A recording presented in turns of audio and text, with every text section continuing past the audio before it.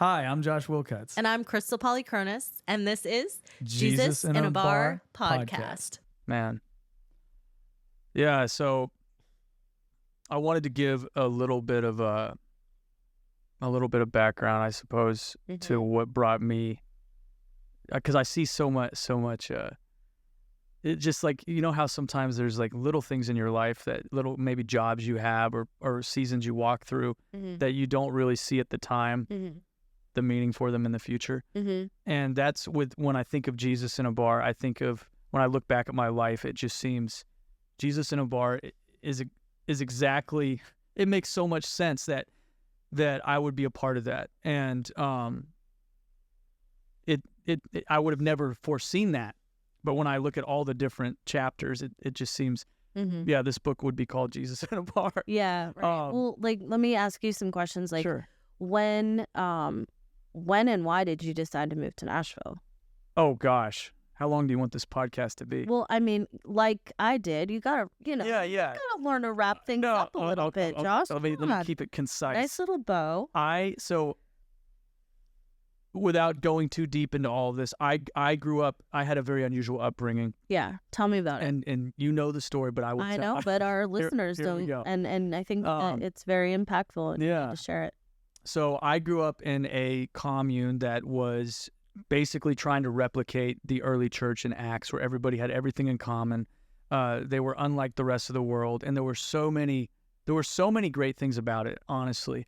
I think that there were also some things about it that I would not agree with in terms of leadership and maybe some of the motivation behind it. I don't know that all of it was from a pure motive. I think there was a little bit of disenchantment with the church, the modern day church, that could have maybe created a little bit of pride and judgment within our community, and there wasn't enough focus on Christ, in my opinion. There was I think a lot of the people that founded this community had already had their experience with Jesus, and their main focus was, let's now build the church. But I do believe only Jesus builds the church. We make disciples. So anyway, you said before it was very like works based. It was, right? Definitely, yeah, because that was kind of, so the pendulum sometimes swings very far the other way. So I think that some of the people that started it had heard this watered down message of the gospel so often that the whole faith alone doctrine sometimes lends itself to a license to sin. Like, you can continue being a sinner as long as you just ask Jesus into your heart, which is, if you read the Bible, is not true. It's just flat out not true. But I think that pendulum swung so far into the works category that Jesus somehow wasn't on that pendulum by the time it got way over here. And so my understanding of God definitely was, he was a strong judge, and I needed to appease him with my performance. And then gradually I came to understand him as a father, and that's a whole nother story. But throughout this community, I had played music. Music was something that was a part of our community, and I had gotten into writing initially, and then that writing turned into writing songs. And I remember I was working at a job in a warehouse, and I would write songs on the back of invoices, and because I was shipping out packages, and I'd print an invoice, and I'd have song lyrics in my head, I'd write them, and I was recording voice memos of songs. So my head and my heart were in two different places. It was like my feet were on the ground in this warehouse, but my heart was dreaming of doing music. And I ended up making the leap to Nashville.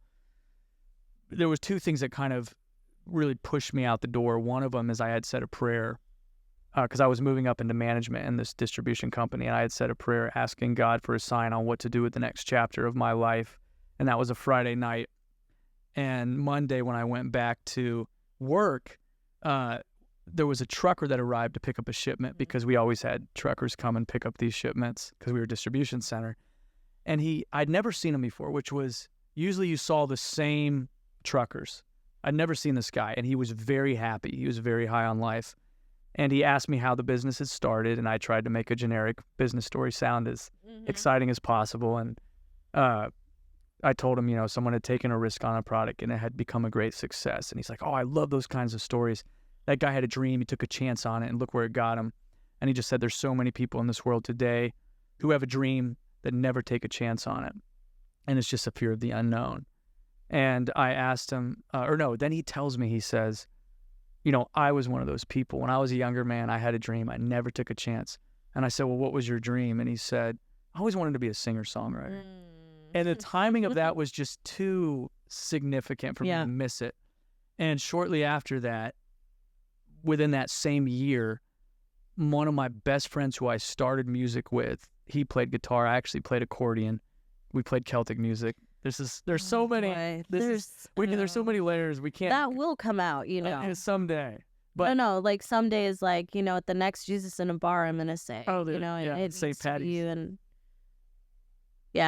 Or all the time. But yeah, he anyway, he ended up passing away in a car accident. He was 24 years old, and the combination of that and this trucker saying that to me gave me the right amount of vision and courage to go and actually live out what it was like. I had these dreams on dusty shelves in my mind that I had to take them off the shelf and actually go do this. And so I moved to Nashville, and it was so exciting. I had no idea what I was doing. And eventually, I don't think anybody knows what they're doing when they moved to Nashville.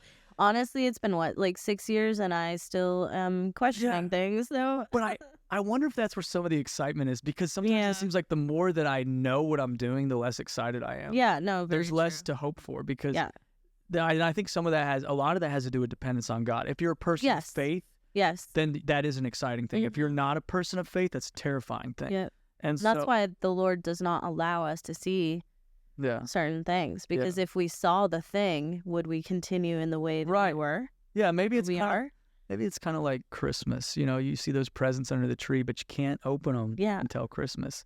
It creates a certain, that's a weird analogy. It creates this anticipation.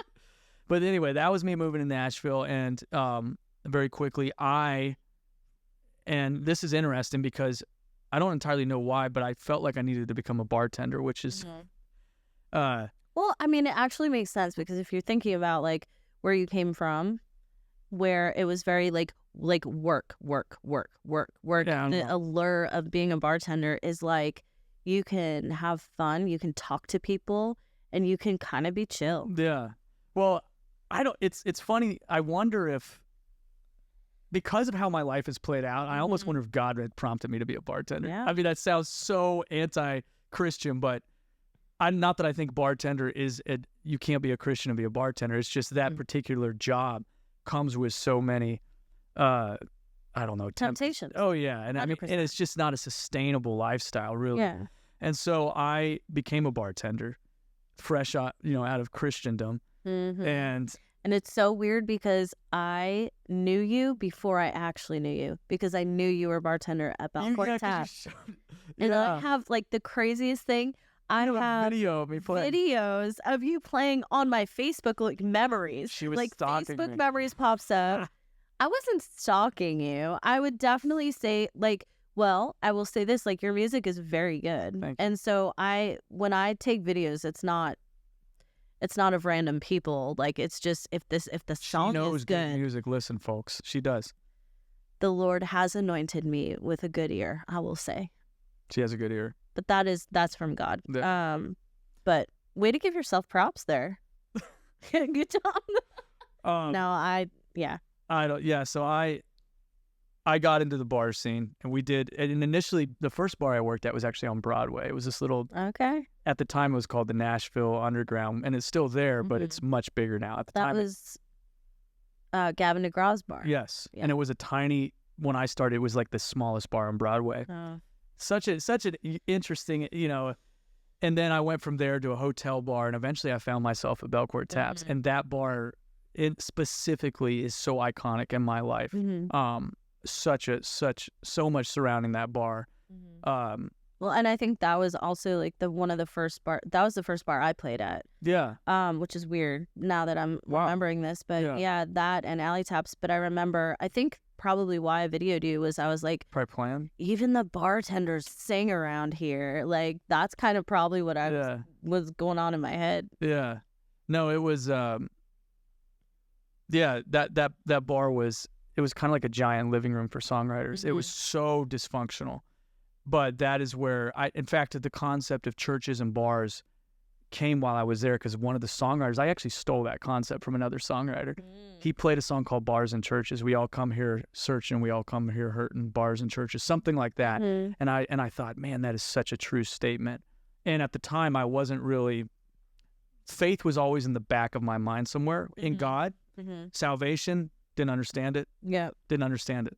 And it wasn't until I reached a point in my life where I was so low, and thank the Lord, he put people in my path who, throughout this period of time in my life, that helped me reimagine what faith was, who Christ was. Helped me threw some fuel on the fire of my searching. Kind of just gave me an alternative perspective of that. And so in 2020, that was a turning point in my life where I cried out to the Lord. And this kid who had grown up in a commune and highly religious, God had, I feel like he really marked my life. Like he's had so much favor on my life in spite of my decisions, and he's disciplined me when I made decisions that were leading to death so that I wouldn't go there. And just the main thing, I hope one thing that comes from this podcast is praise God, because he deserves all the glory. And he was there and I'm sure you could attest to this, just his providence in your life, and how there's so many things in this world you can put your faith in that will let you down. And we've all done that to some degree. Some of us might put our faith and hope in our wealth or in a relationship or a person or even a church sometimes. And God is worthy of our hope and of our faith, and he will finish the works he started. And so I believe he had a plan for even Jesus in a bar.